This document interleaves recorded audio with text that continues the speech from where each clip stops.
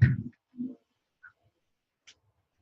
afternoon. Welcome to our pre-camp leader meeting for our Scout PSA resident camps. I'm Chris Harold. I'm the director for our council, and I'm excited to be in that spot. I'm going to stand right here so everybody who's listening at home can hear as well. Our meeting today will cover two chunks, and before I get into the mechanics of it, I just wanted to share that how much I appreciate you and the work that you do to bring your scouts to camp each summer. And if this is your first summer, anybody?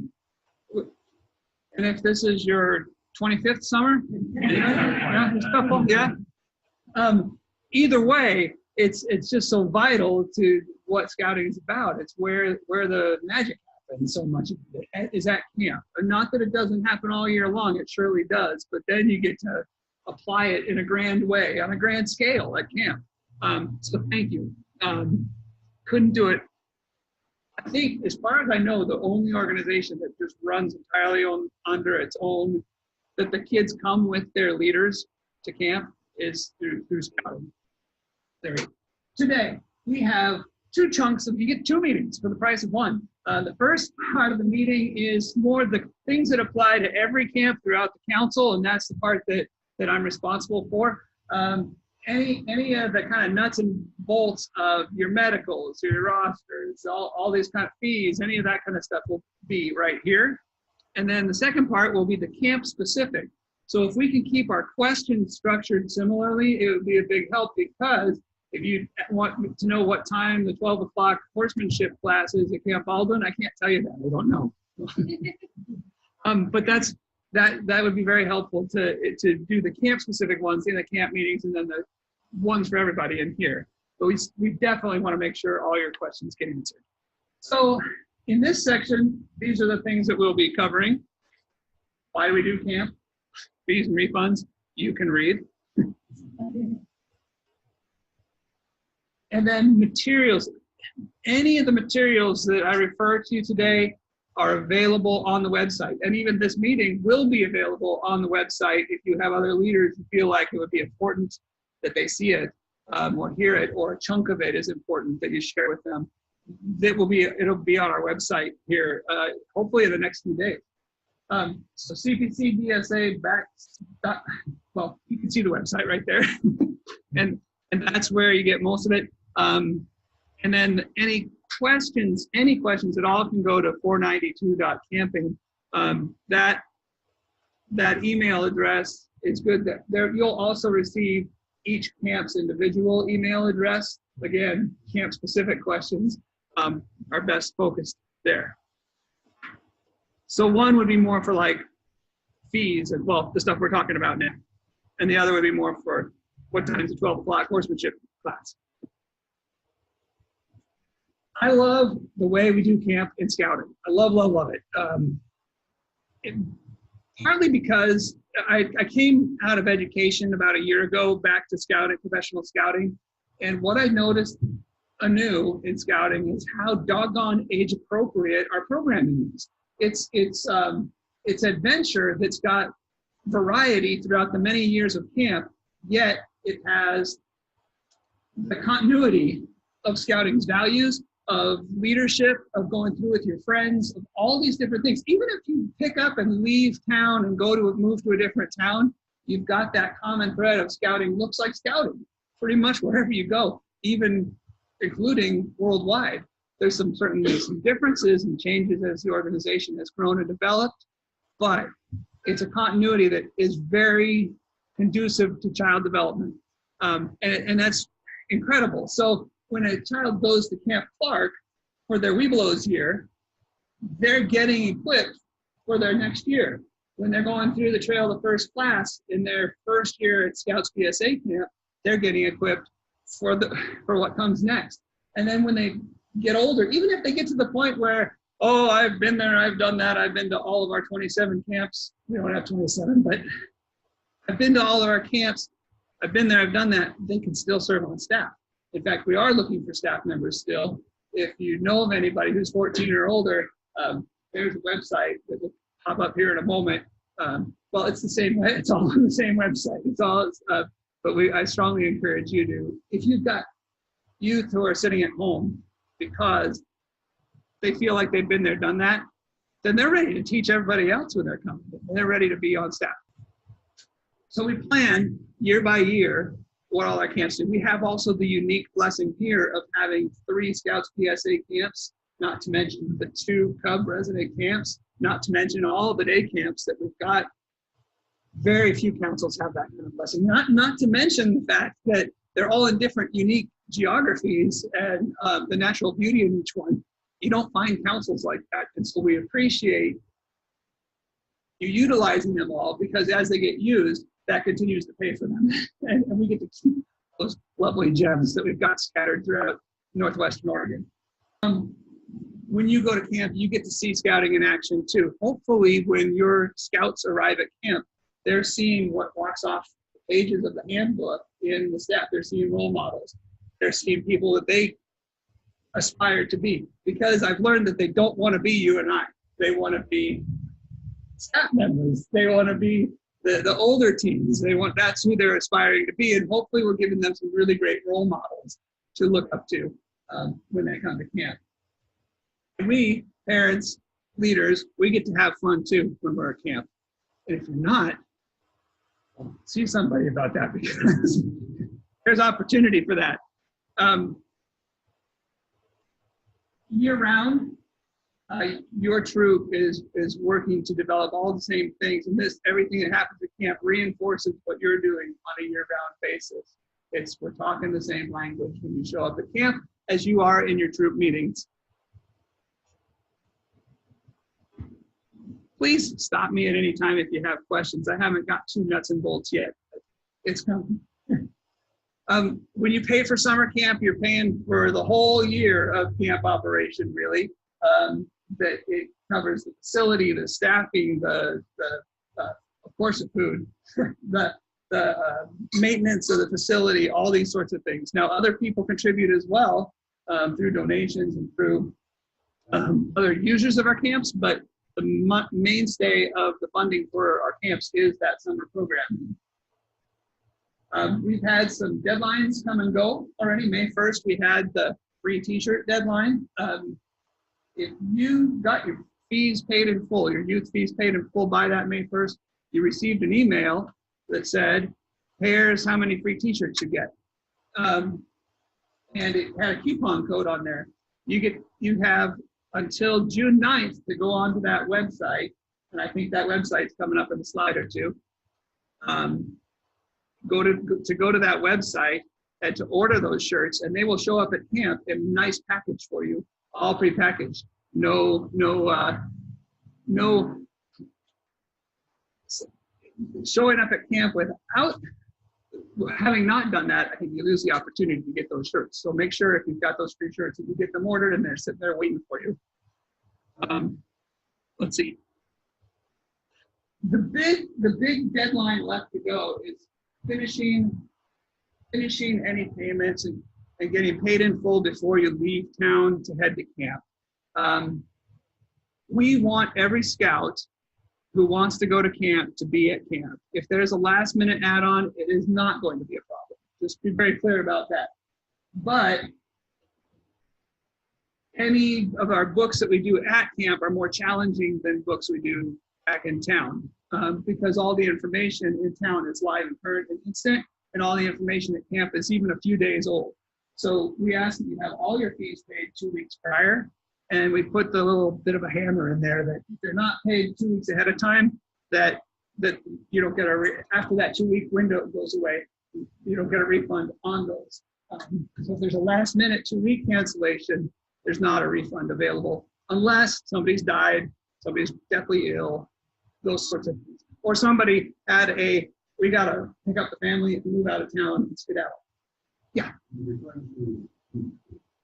Youth fees. Well, am I referring to youth and adult, Jim, on refunds, the youth and adult, or is it just youth? Youth? Thank you. Right. And if you do have to drop your numbers, sooner is better, for sure. If you have to drop your numbers, sooner is better, because we're planning. We've been planning since before camp ended last year, but we continue to plan for how many staff do we need, in what areas, for what purpose. So drop them now, and there you go.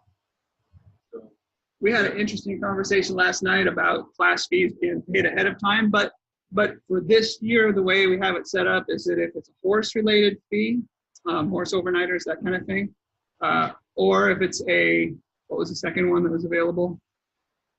Outbounds, yeah, if you're going on the windsurfing adventure or those sorts of things, then those fees can be paid ahead of time. The other ones are at camp.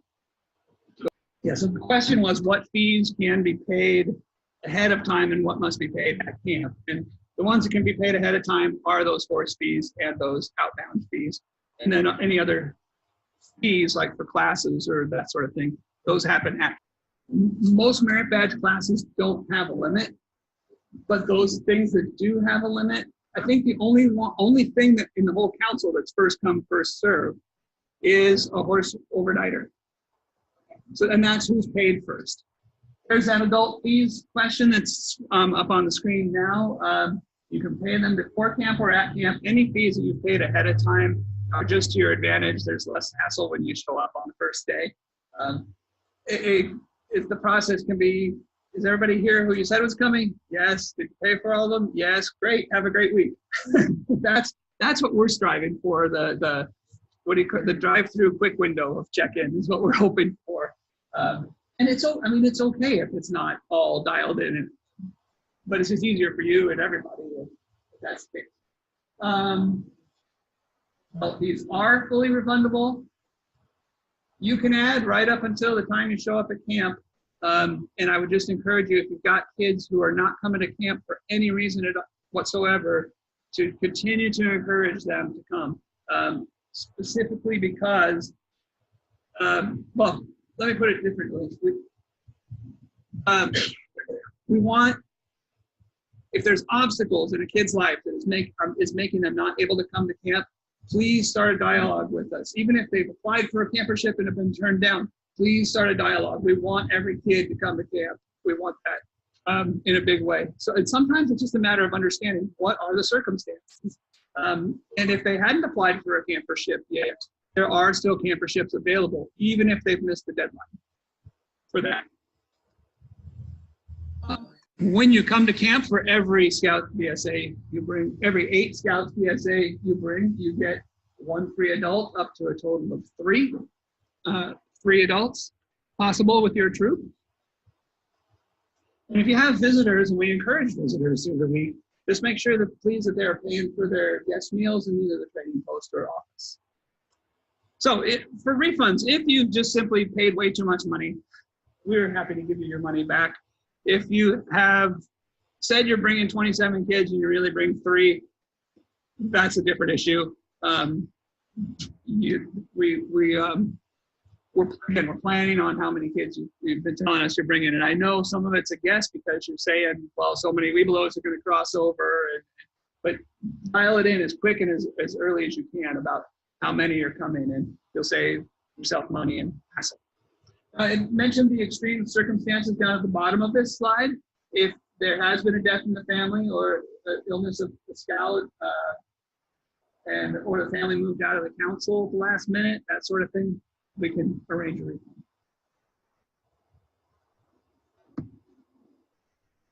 More refund stuff.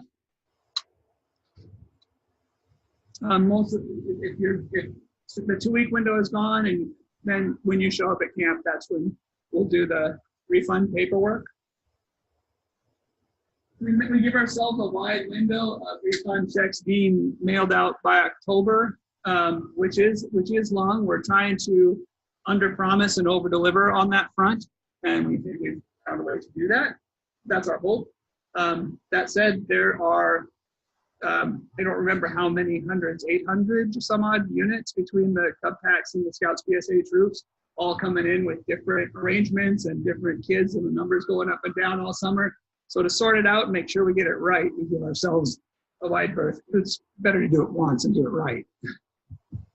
Those will go, any refunds would go to the camp committee, the troop committee chair. and they would get made out to the troop.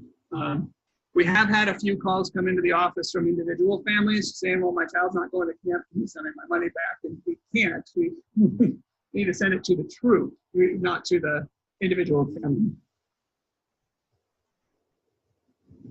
What I didn't mention about changing the numbers of who's coming to camp is that you can do that in Tentaroo online, or you can do it by sending us an email, or you can do it by calling the office. Any of those three ways. We'll make the change. The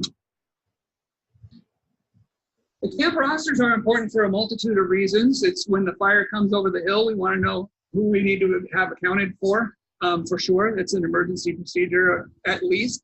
In addition, the state of Oregon says you must do it.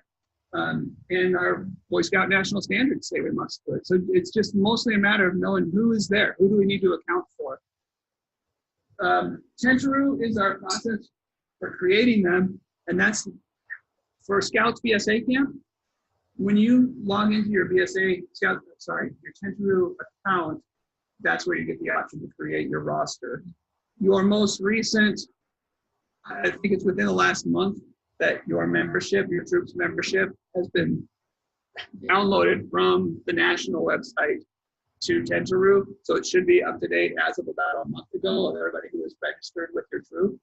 I think there's provision for adding new scouts in there as well. And there is a tutorial of how to create a roster on the website as well. So you complete your roster ahead of time. That gets you into signing up for classes and all those sorts of things, because you have to be on the Tentaroo roster to sign up for classes, at least before you come to camp. We do have a paper roster available. That's the roster of last resort. Nothing at all worked. And we showed up at camp and, oh my gosh, we missed that step. So paper is the roster of last resort. We're taking care of those online. And the website to go to for the tutorials is right there.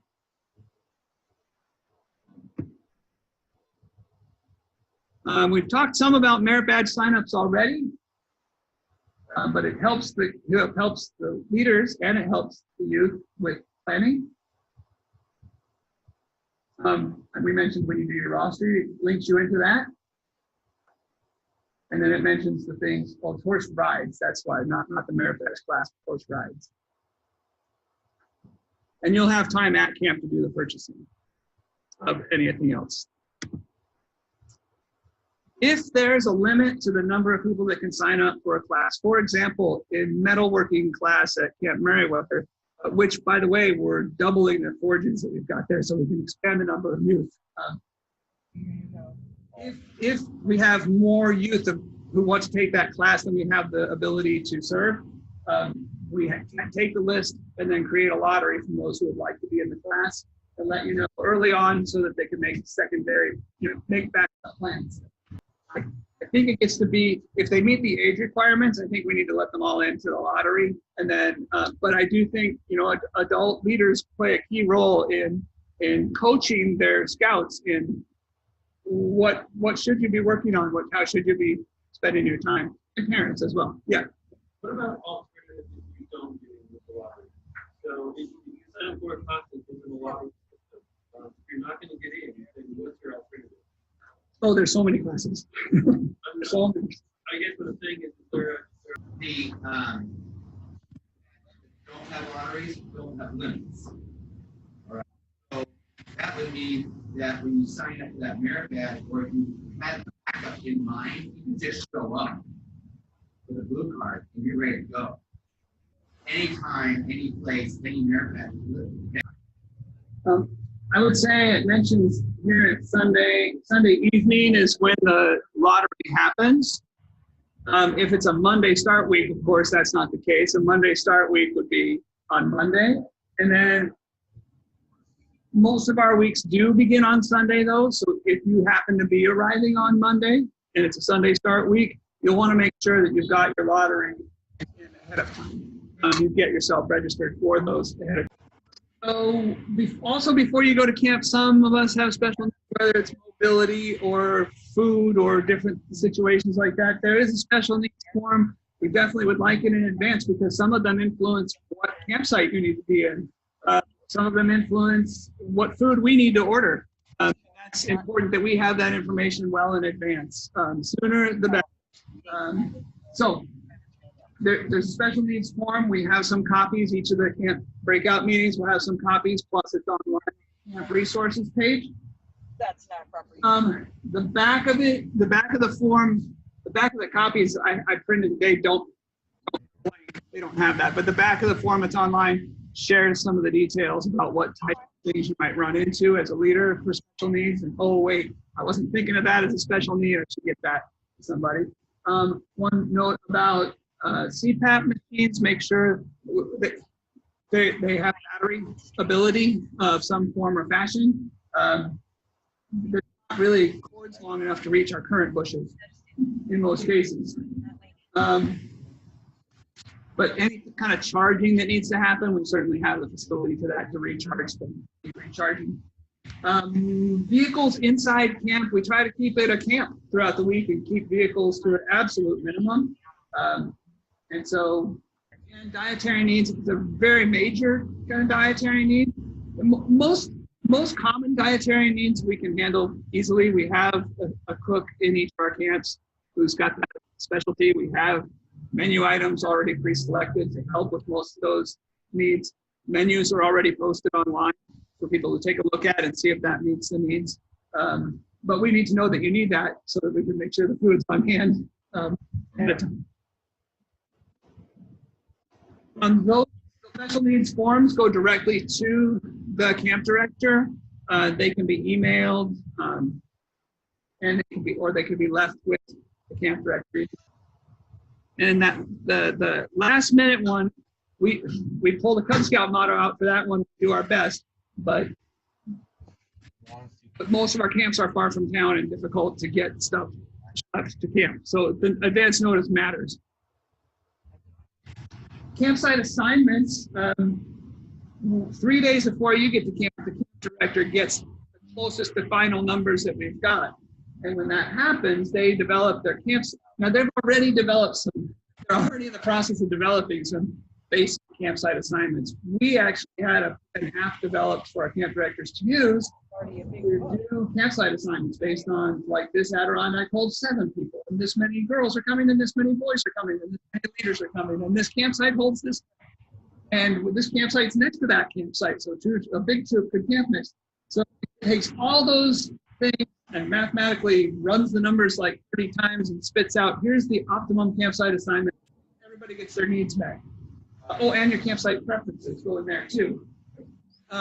And you can run it 5 or 6 times to get the score to the best possible number. And we get most people most of what they want most of the time using that tool. And so again, with special needs forms, there's an urgency to those, because if you've got your campsite assignments ready to roll and somebody shows up, oh, I gotta have a campsite within 50 feet of the dining hall, that becomes an issue, right? Because now you're playing the game with the one empty square, and you gotta show everybody else around. So campsite assignments happen. I know Camp Merriweather may have some posted now. I know Missy's been working on those. And then we ask that everybody brings a few extra tents as well, just because it adds flexibility. Whether it's for storage or whether it's for sleeping, it adds flexibility to your stay there, having a few of those extra tents around. Medicine is a super fun part of camp. I get all the fun topics. If you're coming to a Scouts BSA camp and you're staying longer than 72 hours, so that's nearly everybody, you need a Part A, Part C of the BSA medical form. Not the youth soccer one, not the other one, but the BSA medical form. Signed by a physician, any kind of medicines on there, and so all the details, and that 72 hours, if, let's say you come the first 2 days and then you come the last 2 days, that's still 72 hours. So it's still, it's 72 hours within that time when you're, so if they come, so if it, just for those listening in online, let's say your medical says July 5th, you've received it. You must, that medical from last to the end of July of this year, unless your stay with us was overlapped into the next month. Please bring photocopies with you to camp. If your scout goes on an outbound trip, goes kayaking, on the whitewater rafting, they'll need to bring that spare copy with them. Yeah. Medical logging medication, does it include adults? Yes, it does. Forms are also available on our website, among other places that you can fill in mostly, and then the doctor's signature can come. So we do have some locked boxes. We ask that you secure those locked boxes to an immovable object so that the box is locked and it's not going to walk away. So a locked box can still walk away unless. Okay, one last thing on that, and I'll count at the end of the week, we swap you the medical forms and the patches and all that sort of thing. We trade you that for the medical log that you've been keeping throughout the week. So we are then required to turn in the medical log that you've been keeping all week of when the medicine was distributed to your thank you. Not vitamins, just prescriptions. It's probably a good idea to log the non-prescription stuff in case they would have some kind of a reaction or something of that sort. You should, as the leader, keep control of those things, and you should have been with a bunch of non-prescription medications. That should be something that you're aware of. Oh, what not to do? Please make sure. We've definitely seen the one on the left of the pill box many times. The pills need to show up in their original prescription container, saying what they are, who they belong to. That's pretty important information. Youth protection. We want to take care of our youth, of course. You're hearing that coming through all this policy and procedure stuff, that it is all with the aim of taking good care of our youth. Youth protection is just exactly the same sort of thing.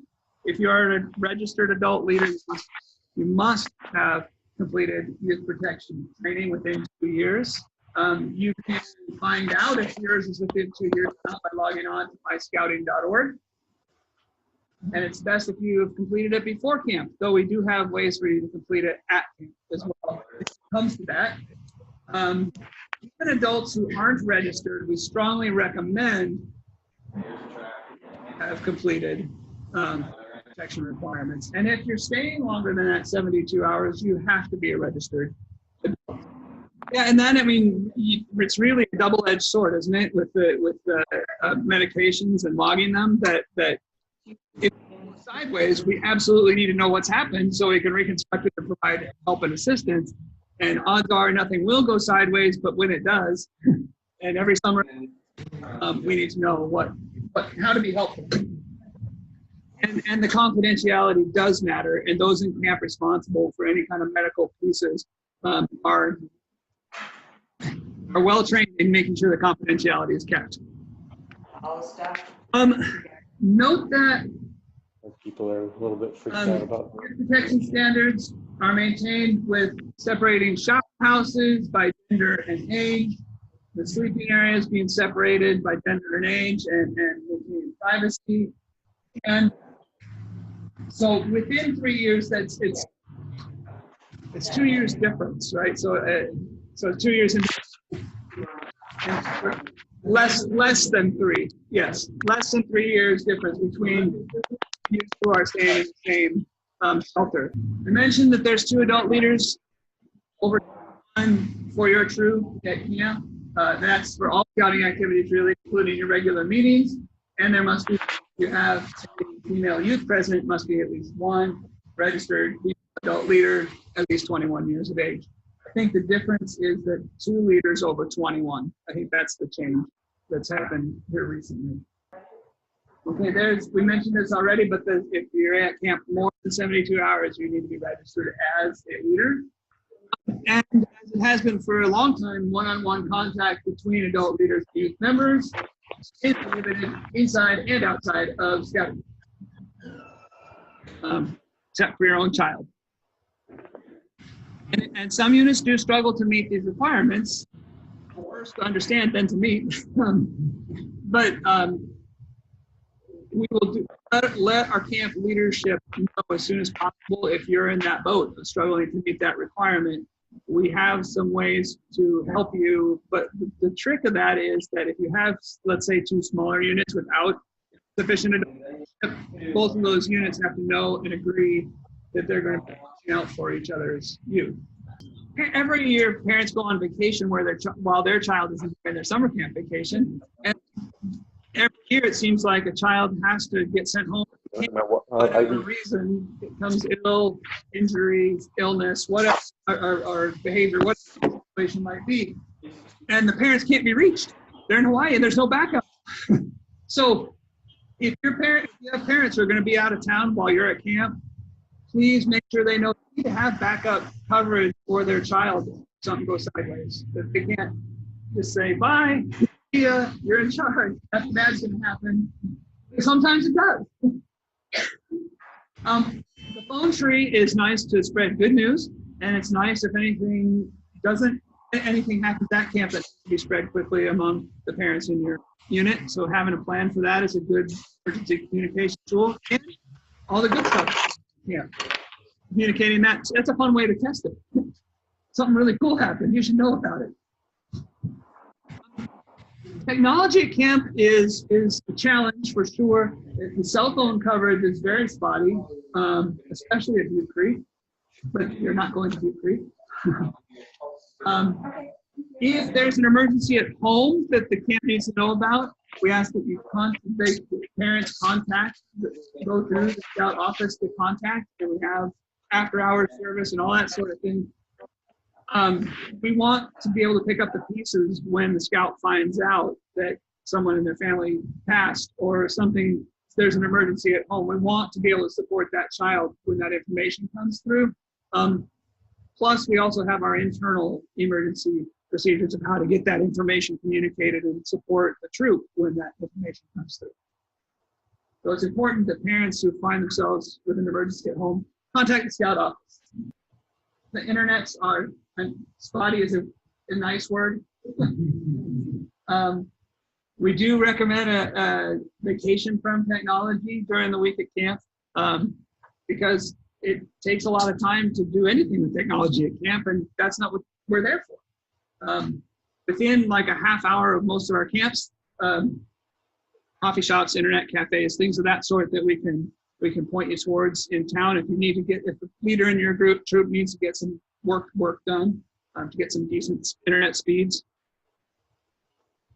And the business manager and camp directors, they can sure tell you about anything you need to know for that connectivity. We even have do we have a payphone at Butte Creek, or is it gone now? I don't know, not important. It's Butte Creek. Again, visitors are welcome. You got to sign in, sign out, and pay for your guest meals is the short version of that.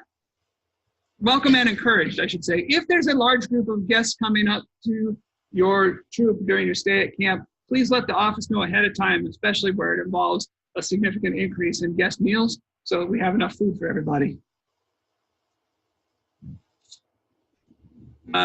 We mentioned the t-shirts, I think, already with the coupon codes, and those need to be ordered by June 9th so they can be picked up all in a nice wrapper at the camp trading post. We want to encourage you to sign up for 2020 and start thinking about where you're camping in 2020. I know you haven't even been to camp yet in 2019, but we want you to experience that discounted pricing. We want to be able to predict what's happening with our camps. And frankly, we want to make sure we know that we can sustain all of our camps. Right now is your best choice of camp, and right now it is. And we have over 800 scouts planning on coming next summer already, right now. That planning is helpful. It gives you more time to plan and prepare as well. Okay, questions we've been going throughout, which is fine, and we're about ready for our breakouts. Is there anything I can help with before we break out? I'm sticking around to the end too, so we can visit after. If you paid for one adult fee, that can be split between 2 adults who are there for part of the week. Emails for each of the camps are on there. It's pretty easy. It's the name of the camp at bsa.camp, and that's the email for each and every one of our camps right now. And those are monitored regularly.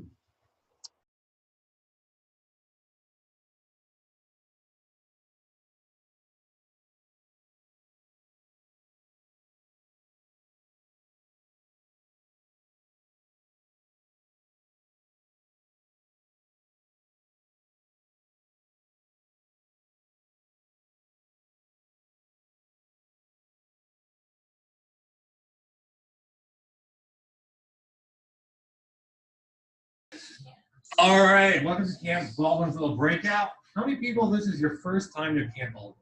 First time ever? First time ever? Ever. All right, let's see. Not bad, not bad. Okay. I need Well- George Hamilton. What? I need George Hamilton. Well, there you go, yeah. All right, so what we're going to do in this session is we're going to kind of talk about some new things, some new programs we're going to be offering, and then we're going to talk a little bit about food and all that good stuff. Then we're just kind of open it up to some questions and answers for you guys, and then get you guys out of here to enjoy the rest of your day. So the first one I want to talk about, Todd left his phone here. You might want that. The first big, new, exciting thing for Camp Baldwin I want to talk to you guys is about cooking equipment in your campsite. You do not need to bring anything to cook with. Any kind of equipment, you don't need to bring mess kits, any of that. All that cooking equipment, mess kits, plates, serving utensils, eating utensils, cups, all that is going to be in the campsite ready to go for you when you arrive.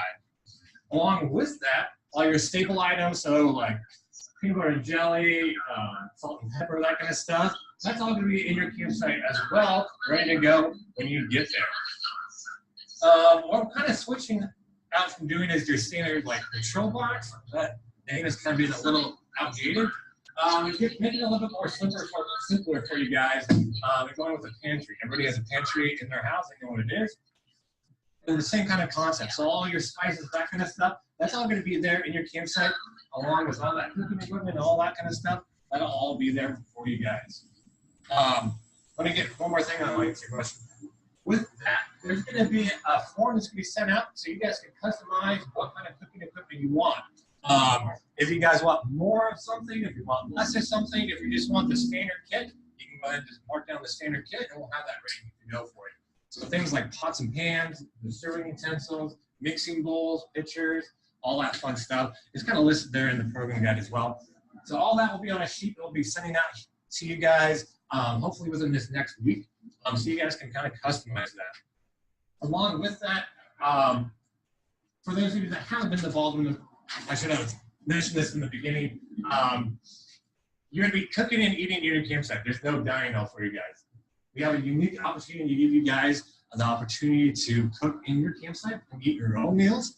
You guys can change up your meals however you want. So if you want to bring additional spices or if you want to ask a commissary for different ingredients and change the meals and make them how you want, you're more than welcome to do that. Also, the scheduling with that kind of opens you guys up, kind of when exactly you guys want to eat, and all that kind of fun stuff.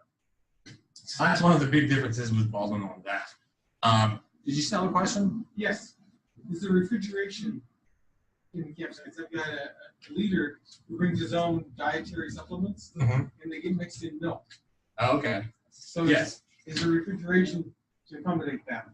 We do. Up in our dining room, we have that. And so we can set that up with him. Make sure he fills out the special needs form, just so we can keep track of that. But we can keep that up in our walk-in fridge up there or freezers. That's available to you guys as well. We can deliver that on your food run when we deliver your food during the day. Yeah. What kind of cleaning is done between camps? Because if you have peanut butter as a staple, you have a severe peanut allergy coming in the next week. Yeah. Each campsite and all the cooking equipment, that all gets taken out, cleaned, sanitized, bleached, and all that kind of stuff before the next So we session don't have comes to in. worry about cross-contamination. No. I would still worry about them. Yeah, and just make sure you fill out a special needs form with that as well, just so that we can keep record of that. Perfect. All right.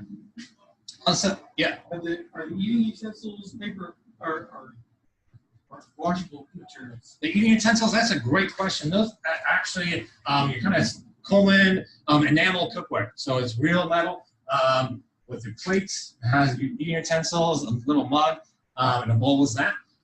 Each of those mess kits comes in a set of 8 to be included in those cooking sets. So with each campsite, those are broken up into your kind of standard dining kitchens. And for Baldwin, that kind of takes a whole new purpose because that's kind of your kitchen. Each one of those dining kitchen patrol sites, that's built around a patrol size of 8. So there could be 4 tents per patrol site, and that all the cooking equipment and the mess kits and everything like that, that's all geared and set up, ready to go for a patrol size of 8. Now, obviously, not all patrols are size of 8. Some are bigger, of course, some are smaller, that kind of thing. And that all will be kind of explained on that form so you guys can have more information with that. And just so you're aware of that when you start planning about how many cooking patrols you're going to have with that, whether you're going to be cooking as an entire patrol, excuse me, if you're going to be cooking as an entire troop, or you're going to be splitting that up against your patrols, if the adults are going to have a separate cooking patrol, or you're going to be mixing in amongst the scouts and their cooking patrols. Those are just some of the ways you guys can do that. Oh, the big thing I forgot about with that is, of course, we do have stoves and propane tanks with all those kitchen eating areas with that. Those are brand new as of last summer. They're nice 3-burner stoves. And the propane tanks, the 5-gallon ones with that, those will come pre-filled with you guys. So you get 1 free 5 gallons worth of propane to last you for the week for your patrol site on that. All right. Any questions about cooking or anything like that? Yeah. Are we allowed to bring our own 5-gallon tank if we want to? Yeah, Like, of course. Yeah. And that's another thing too. If you don't want to use any of our cooking equipment or anything like that, you're happy with what you have, you're more than welcome to bring that as well. well, I know our adult patrol will keep like coffee on the stove so we can go through it, or hot right, water. exactly, We'll go through it faster than Oh yeah. the youth patrol. And we can have the ability to refill those 5-gallon propane tanks. We do give you the 1 free one for the one that's in the campsite. But any refills after that, or if you do bring your own that you want to fill at camp, we will charge just the normal going rate for that for the propane. All right. The other thing with cooking, real quick, the special needs form. I know if you grab those. So if you have any special dietary needs, we do have a couple menus here listed. So like gluten-free, dairy-free, and vegetarians. Those are the big ones. Listing out what we have for that. If you have any scouts that needing that, just make sure you fill that out, just so we can keep a record of that and keep track of that and make it that much more enjoyable for them and your whole unit when you're up there. Yeah. I got one scout that is GF and dairy free. Okay. Is that going to be just that let you guys know ahead of time and we'll figure out what we're Yeah, going to do? not a problem at all. We're used to that. And then Miranda, who's not here, if you haven't noticed, none of my people are here. They are all busy with something else, doing trainings and work and all that fun stuff today. But Miranda Anderson, she's our special needs point person with that. And she'll be in contact with the person you marked down on this form, actually, before you get up to camp. At least 1 week, if not a little bit sooner than that, just to go over the basics and get everything cleared away so they can have an enjoyable experience that week. Yeah. Is she special needs for just dietary or in general? In general. Okay. For dietary, sorry. But for any kind of the special needs, somebody will be contacting, of course, you're going to at least 1 week with that. So CPAP machines, anything else like that, we can go over that. All right. See if I forgot anything about food. I don't think so. It's a big thing with the cooking equipment. I'm excited. No more hiking around that cooking equipment. It'll be all there ready for you. The big thing I want to point out with that, though, is, of course, that form is coming out next week. Just make sure you guys fill that out so we can customize that for you. Yeah. Who will that be sent to? The main email contact with the registration. So just making sure who's ever signed up for that. Because I didn't get the email about this meeting, so. Oh, okay. Can I ask a clarifying question on that? Yes. Are you guys a linked troop? Yes. I'm wondering if Scout. The other scoutmaster at the other troop did not receive it as well. Who made the reservation for attention? And she didn't receive it either. Interesting. Really? Because she forwards me everything that comes in Right. from the council. I get it all. Yeah. Yeah. I have one other person that I can check with. He was on vacation last week, but he normally sends me stuff. If Maggie wouldn't have called me Thursday to see if I was coming, neither I or the other scoutmaster would have Right. known about it. Oh, yeah. I'm sorry to rabbit trail this No, morning. you're fine. What troop? 5868. Okay. That'll help me diagnose what the challenge is. And like I said, it could be my committee chair. Okay. The email about this meeting came months ago. It's been a This few week. No, different I times. got it this week. This week, This week. I didn't get it. I've been trying to dig through this information for. Yeah, I've been digging for it Came this online and week. couldn't find it. I didn't get anything. Okay, so there wasn't even at the end of May or mid-May, one that was at a week or two ago, and then one. Can you hear me? If he wouldn't have called me Thursday as I was headed out to my second job and I grabbed my phone and answered it, I wouldn't have known. Okay, thank you. Can you hear me? Look into that because we definitely want to get an email. That's Yeah. for sure. Yeah. Hello? Food delivery. Yeah. We now have 2 vehicles delivering food. Is that still true? Sounds like somebody was there last summer. Somebody was there couple years ago and didn't get food for like crazy. It was. Well, yes. Well, then somebody. And then you reason you guys now have 2 vehicles. Somebody heard the rumors. Yes, we do have 2 food delivery trucks that are going to go around. So I'll explain the food delivery a little bit. You're going to get food delivered twice daily. In the morning time, the food trucks, they're called Goose and Maverick, oddly enough. They're going to be leaving the commissary building at 6:45 a.m. And they're going to be carrying breakfast and lunch food, along with any staple items, paper towels, that kind of stuff. And then once again in the afternoon at 4:30, they're going to be delivering your dinner food. They'll be taking off the building there to deliver that. And they'll also have ice on those food trucks. So if you guys have coolers in your campsites, you can get some ice from that. Do we bring our own coolers? We do have coolers. Anything you need, we have. You don't need to bring any cooking equipment as long as it takes to cooking, cleaning, prepping, storing food, any of that. We'll take care of that for you. But you're more than welcome to bring your own. I know I like my specific cooler because I know how everything fits in it. But yeah, we have coolers for you. And you'll have separate coolers for the raw ingredient, like the raw meat. You have the separate coolers. Typically, they don't because when you get the raw meat, that you're cooking that right away. Okay, that's only for dinner Yeah, and breakfast. and breakfast. Yeah. Okay. I just wanted to check because But we do have- I know we were there the first year we were there. I don't know what year it was. Years ago. We had raw meat that we got and it was for lunch. And so it was kind of Right. that we had to be like, oh no, that's Yeah. gonna go in a separate. Yeah. You can't put it with your milk. Or Don't put it on whatever. top of the milk. Yeah. But yeah, and part of that, we are getting grain, but we also need grain coolers so that we can expand that too. And give you guys more options. What is that? Right, exactly. You just brought up a good thing that I just got. All right. Was there another question over here? Okay, perfect. This is gonna bother me all day now. That's all right. Anyways, Does somebody have to be in the campsite to receive the food? yes. Yep. And that's just the food. We're not. Well, we don't want to have happen is drop off the food and then shipments come in and just eat all your food. So just as long as you have somebody there can take it back to your campsite and store it, that's all you really need. And it can just be how many people you want with that. All right, we're gonna go ahead and jump on to some new programs that we're offering for you guys. With climbing, we do have a couple new exciting things going on with them. One of the big things is that morning climbing session. That's going to be turned into more of an advanced climbing, not necessarily a class, kind of a more of an advanced climbing opportunity. So if you have scouts that already have taken the climbing merit badge somewhere else, this kind of gives them an opportunity to go out, experience maybe the natural rock sites, and do more some advanced climbing techniques in the morning with that. Yes. Is there anywhere to annotate that on? Because in Tintaroo, when you sign up for it, there's nowhere to annotate whether they already have the climbing merit badge. Oh, it doesn't say it on there? No. No. And is there? It says it in here. So I'll make a note of For that. your guys' Yeah. signups, if No, I'll make a note of that. Thank you. And is there an age limit? Yes. That is 14, and they must have the climbing merit badge already. Okay, so I have 12-year-olds with the climbing merit badge, so that's. what it Oh. is. Well, it says 12 years? 13 in here. Oh, does it? You have 12-year-olds with climbing? 13 is for the merit badge, 14 is for the. Yeah, we're talking about the Preparedness program now, that's what you're talking about. Yes. This Mhm. morning. It should have got the climbing merit badge at 12, though. Question mark. And we took an 11-year-old scout to camp last year, so. Yeah, You've this was got several merit through badges. the climbing committee. Oh, okay. All right. No, climbing committee taught their ground school at one of their members' houses. right, but at summer camps you can't get it at that age. Right. But outside of summer camp, Yeah. you can. Okay. Yeah, no, they were taught by the CPC. climbing. Okay. Yeah.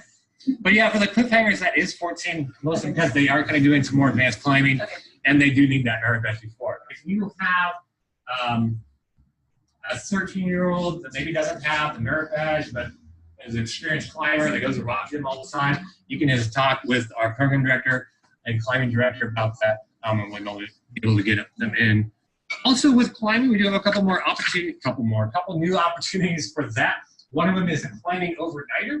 So they're going to be actually going hiking out the Vulture Rocks in the evening time, doing some climbing at night, then staying the night out there, not necessarily on the rock cliff itself, but out by the rocks. I know it's a thing, they do it, but it's a little Oh, it makes my stomach turn, not gonna lie. But they do it out there, and then in the morning time, they're gonna be getting a nice hot breakfast from our route. They'll be heading back to camp the next day about 8:30 in the morning for that. Another climbing program, it's not necessarily new, but kind of bumping up, pushing a little bit with that, is a climbing sunset evening rappel. That one is open up to any age whatsoever because it is for climbing down the rock face and not actually climbing up. So if you have 11-year-olds who want to go out there and enjoy that, I highly recommend they sign up for that so they can be included to go. So this is kind of the new climbing high adventure programs we got going on like that. Another one that I want to talk about, not necessarily new, but new in terms of structure, is our Trail First Class program.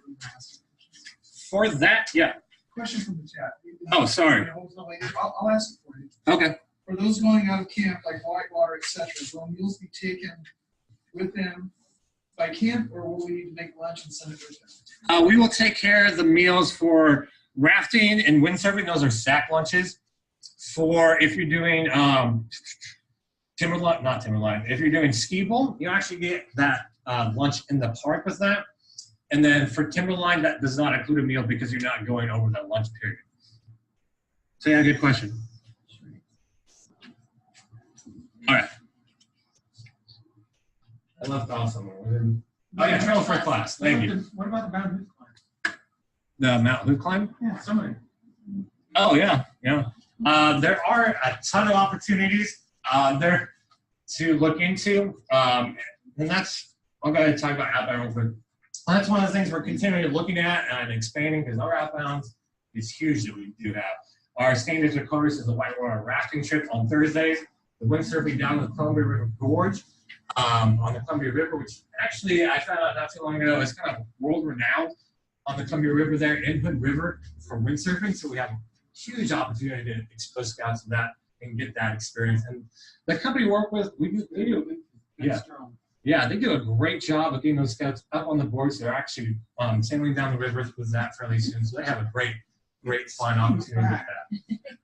And the other outbounds we have, of course, is the Mount Hood Ski Bowl Adventure Park on Wednesday. That's kind of more like the amusement park. They go up there. They have a bunch of different fun activities. You can go down the summer tube hill with that. There's like a trampoline slide. The real fun one, of course, is the Alpine slide where you get on this little cart. I don't even remember what it's called. The luge, yeah, something like that. And you zip down the hill, and that's a lot of fun. And that one, kind of like I mentioned earlier, that comes with a lunch in the park with a nice, big, greasy, juicy hamburger with that. Another outbound trip is a Timberline Lodge on Tuesday. That one's specifically tied with our citizenship and the nation merit badge. So those people taking that merit badge, they're going to have first priority to go on that outbound because there is a limit on that trip. But if there's any special leftover room with that, we'll go ahead and open that up to anybody else in camp. We'll make those announcements when you're up there during the week as well. Yeah. And each trip is responsible for transportation? Exactly. Yes, that was my next point. Good segue. Perfect. For all of our outbounds, the adult leaders will need to provide transportation for that. And during the week, we'll have meetings kind of schedule that and getting carpools going so we make sure all those attendants can go on those trips. Yeah. How does it work if you're bringing, I know like we're bringing linked troops, and we're only going to have like 2 adults per unit. Is that okay for 1 adult from each unit to leave and 1 stay in camp, or how is that? Right, and that's part of the meetings we're going to work out is tying in with another troop that's going to get that adult supervision. So just kind of be aware of that beforehand, that some of your scouts might be going into a different vehicle from another unit.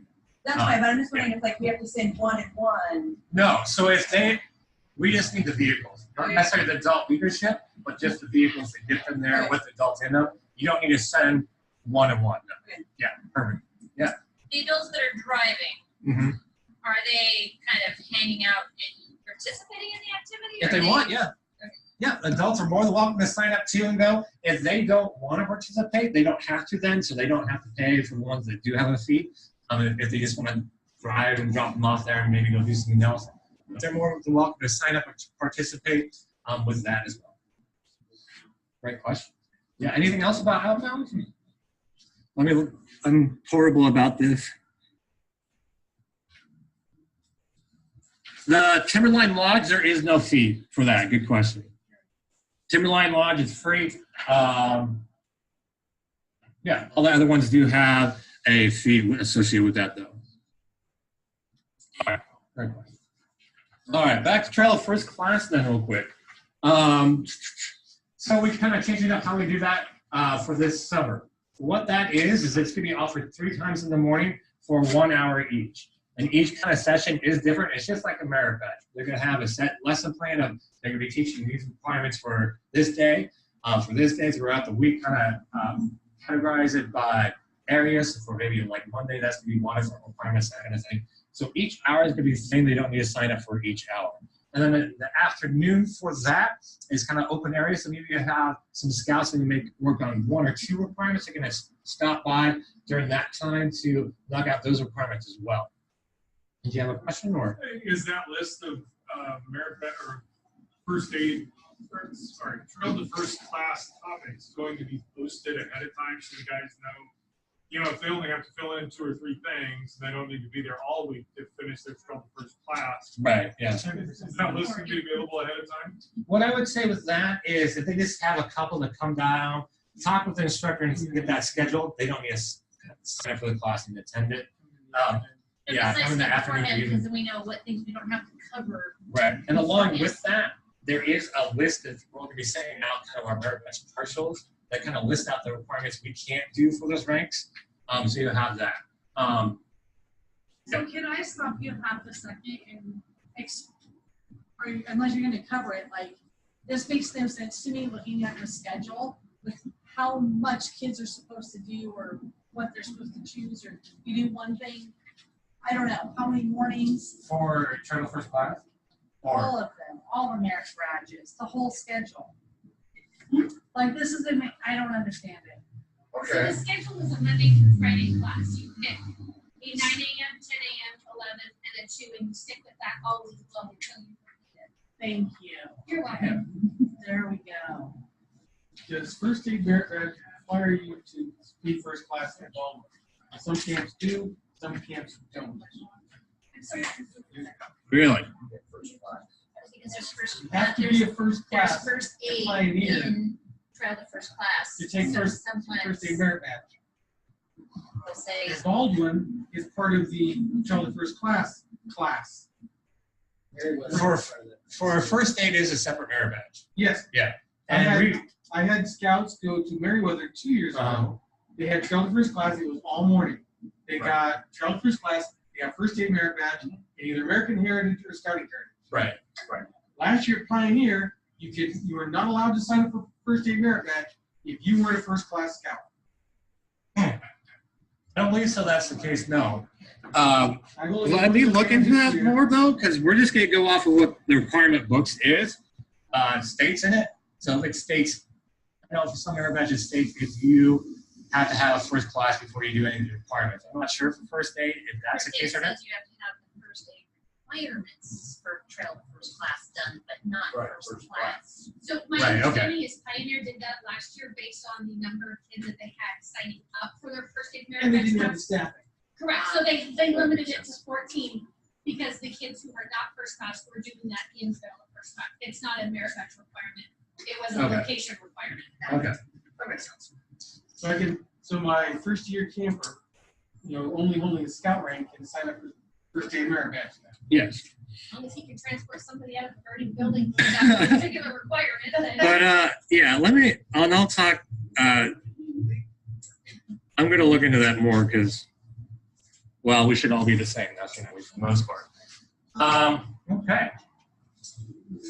Also, along with Trail First Class, kind of separated the citizenship in the nation. I did kind of mention that we do offer that Timberline Lodge outbound with that. And that's kind of why that merit badge does have a limit, because that outbound needs that limit for that.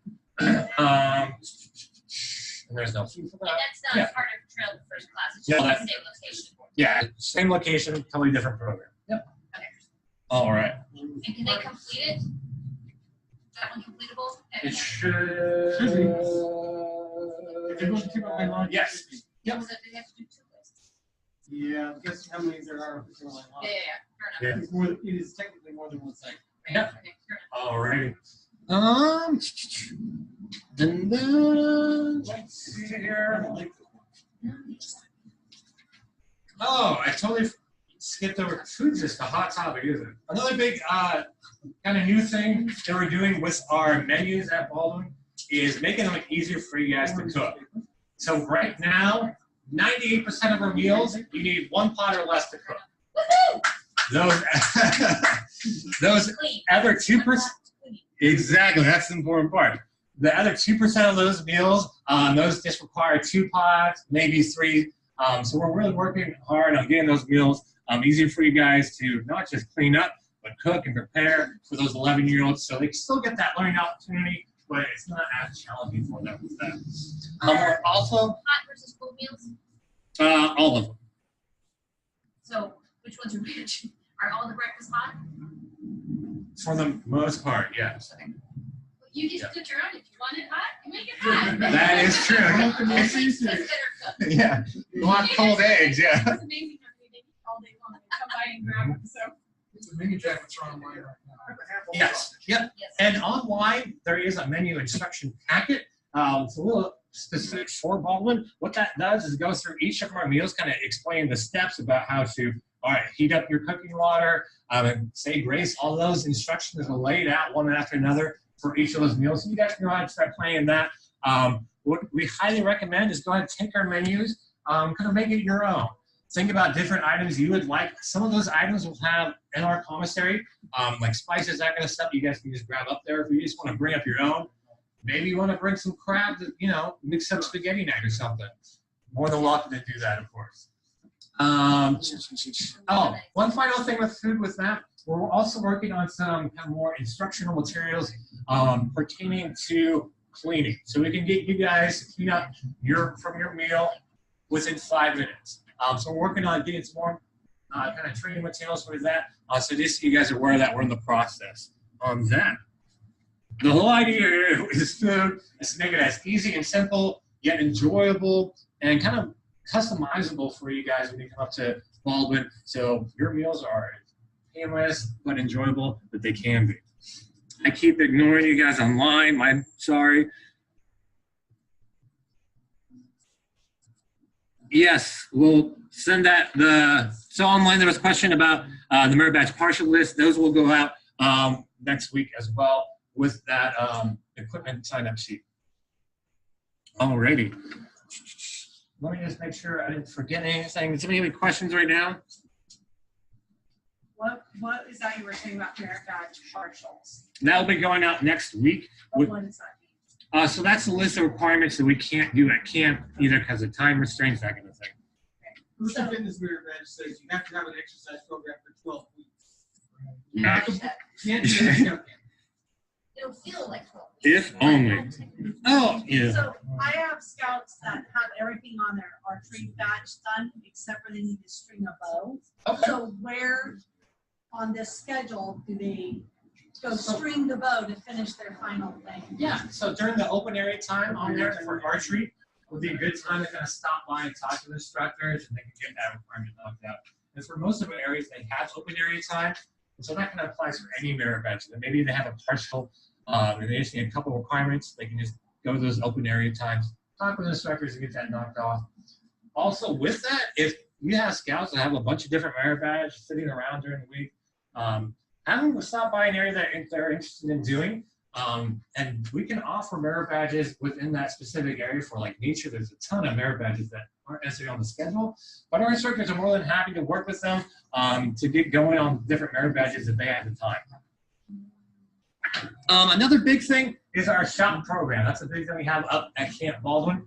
Up there we have welding, which is highly recommend that. They literally melt metal. What kind of kid doesn't want to do that? I don't know, because I want to. Also up there, they have plumbing merit badge, and this year up there, we have the home repairs merit badge. So with that, that's exciting merit badge if you look into it. They do like everything. They talk about how to do concrete, fuse panels, plumbing, electrical, everything. I'm scared to bits about problems with that, but they can have lots of fun with it. So we're really excited to be offering that. Alrighty. Yeah. So we're signing up for classes awesome idea. Are you printing those out so that at Merit Badge Midway, they don't have to go sign up for those again? Right, yes. So I'll explain that here in a little bit. No, not a little bit, but I'll explain kind of how that works. But yes, so each week, typically by Thursday, we're going to go ahead, or Saturday, usually we'll print out those lists. So, and we'll hand those out to the directors so they have them. Especially for those lottery classes, we definitely need those names marked down. And then on Sunday, anybody else, maybe they changed their names, maybe a kid didn't show up, or a troop signed up last minute, like a week before they went up to camp, they had no idea about the signups. On Sunday, we offer that opportunity to go around, sign up for merit badges again for everybody. Especially for lottery classes, all those names, all the online names, everybody that signs up on Sunday, those will all just literally go into a hat and names are pulled out, and then you get selected for those merit badges in those months. So you're set with what you have, and you're not doing lottery, do you have to re-sign up for what you've already signed up? Nope. If you're not doing lottery, so if it's not a lottery merit badge, just show up whatever class you want to. You don't necessarily have to pre-sign up. It's a good idea that we recommend the scouts kind of talk to their instructors beforehand, learn a little bit more about the merit badges, maybe some things they need to bring. So like make sure they need pens and papers, that kind of stuff, kind of get a little bit more idea about it. But no, they don't necessarily need to pre-sign up for that. Yeah. Do you need to pre-sign up for horsemanship? Or do you want all the boys showing up at 9 o'clock? For the horsemanship merit badge? Yes. No. You can take every boy in camp at 9 o'clock. If all 200 kids showed up at 9 o'clock, then no, we're gonna have some problems. But yeah, it hasn't been a problem in the past. All right. Along with that, if you look in the merit badge, and I'll get to your question here in a second. If you look in this second page here where it talks about merit badges and activities signs up, it splits out between merit badges that are a lottery and then activities that are first come, first served. So we just talk about the second page here, the first day, right here. You got the cover, flip it. Okay. So we're just talking about lottery for those merit badges that do have a size limit. A lot with this lottery thing, just throwing it out there, a lot of these merit badges, we do have a lottery, but most of the time they don't go into the lottery. We work really hard to make sure, especially for our lottery merit badges, we offer it more than once if possible, so that we can spread that out and still offer that opportunity to as many scouts as possible. Also, along like with that, for like small boat sailing, we are working on getting some more sailboats with that, so that we can open up those restrictions even more and get more kids involved with that. For activities, those are on a first come, first served basis. So all the horse rides, the afternoon rides, the overnight rides, the cowboy dinner ride, all the outbound trips. So for whitewater rafting, windsurfing, those are all on a first come, first served basis. So I highly recommend to get online and sign up for that if everybody's interested in going. Well, how do you know what day they are? Or are they Every day. So they're, For which one? do you choose the day you want your scout to go on? Yeah, for the which horse one? ride. So the afternoon horse rides are offered for Monday, Tuesday, Thursday. On Wednesday afternoon, horse ride is an adult leader specific one. It's kind of a little bit special for you guys. And Friday as well. And So they say that online? yep. So when you go to Tenerife to kind of sign up for your classes, they'll have the time and the days offered with that. Mention about the horsemanship. Yeah. We've been kind of discouraging our really little guys from signing up, like Okay. waiting a year or two. So I will tell you a little bit No, they're more. big enough to actually put a saddle on the horse. I will tell That- you, yeah. my 85-pound, 4-foot nothing kid did it his very first year. I called and asked, and they said we have a really short horse, and I will tell you, the end of the week, walking him up, watching him walk up to these big old horses and tap it on the leg and pick up a hook, I was like, holy cow, it's gonna squash him. And he did amazing and did the CL bar, and the next time he did outstanding. Yeah. And that's kind of our saying for horses. If you like tall ones, short ones, we have a horse for you. We have a wide variety of horses. They are amazing horses. And our corral staff does a really good job about working with those kids, giving them as many opportunities as possible. That is kind of the one tricky thing with horsemanship, is getting that saddle on the horse by themselves. But yeah, highly recommend you try it. And if he doesn't, then that's just one more requirement he has to work on maybe later. He come back next year and do it, Yeah. But yes, you had a question a long time ago. mountain biking merit badge. Yes. Am I reading correctly? It is only offered once. Yes. And it's only offered to 12 scouts in the entire camp. Yes. We are working against new mountain bikes as well as that, so we can expand that some more. But yes, you are correct. So There then, is a. if they did there- mountain biking, they could just do that only all week. Because they would do that Monday through Even that Friday, time slot. It's from 10 a.m. to noon. Yep. 9 to 11. Actually, it's 9 to 11. It says 9 to 11. Let me just, kind of put my foot in my mouth. Yeah, 9 to 11. So then Yeah. that's the only thing they can do other than an afternoon activity. Or they could do a merit badge at 11. 11 to 12, they can Okay. Oh, okay. Just, there's only gonna be 12 scouts in the entire camp that week that get to do that merit. There is, they can sign up for it. I will throw out a special caveat for you on that. If they have their own mountain bike that they bring up to camp with them, then we could take more. Good to know. So- That should be But online. then, yes, and they do need to bring their own helmets, right? Yes, they do need to bring their own helmets with that as well. For And when they everybody. bring it up, they do have to stay locked up in our high adventure area. Our staff will go over the bike and the helmet, just make sure it's all good to go for safety.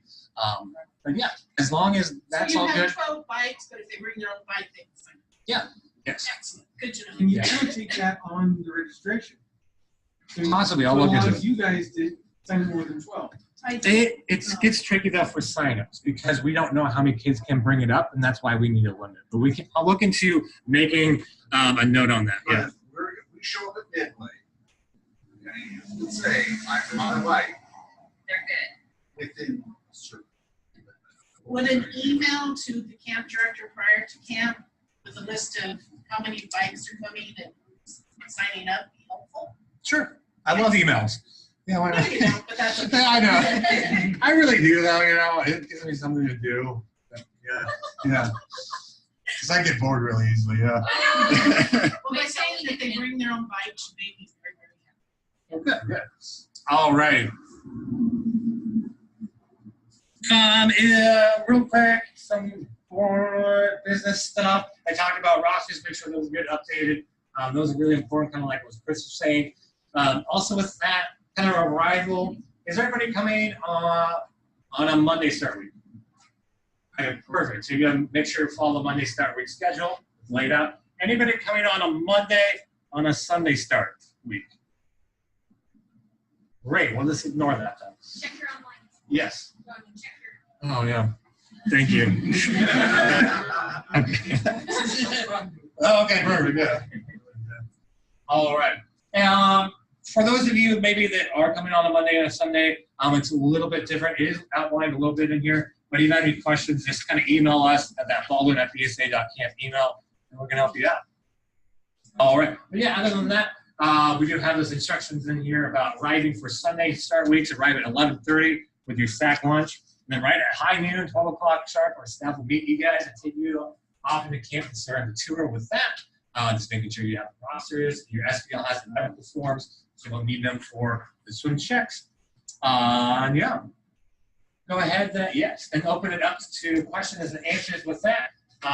So yeah, you had a question? Yeah, did you just say for the Monday start weeks that the kids need to arrive with their own sack lunch for Monday? No, for Sunday. Sorry, yeah. For Monday, it's a little bit different. We will have kind of like a continental breakfast for Monday start weeks. So not necessarily a full-blown breakfast, but like we get a hotel with like some cereal, that kind of stuff. And then we'll have a camp like cool. Yeah. So I know if we're keeping medicines at our campsite and we get our log form, does the medicine still need to be shown to the medic, or can we just tell them these are the meds we're taking? That is the responsibility of the adult leadership then. You're taking that up. Yeah. If the other thing, I don't know if you mentioned, if you have any medications that need to be stored in a fridge, we do have a fridge available for that. It's secured in a health lodge. Any other questions or anything like that? No, yeah. So I had a scout sign up for welding and he's not 16. So how can I fix that? Is there a way to unregister him and Yeah. When you go in where their name is, hit edit, and you can change any of their process. All right then, that is all I had of you guys. If you have any more to think from me, I'll be around for questions and answers, but thank you. You guys are a great group. I'm looking forward to seeing you guys this summer. So yeah, thank you for coming out today, and you guys are free to go. Thank you. What time frame do you want us showing up on Sunday? For a Sunday start week? Yes. Yep, anytime by 11:30. Well, no, I want us there at 11:30, sorry. Right. Yeah. Either 11:30 to. So I would say between 11 and 11:30. that's. If you're showing up at 8 AM, you're gonna be very.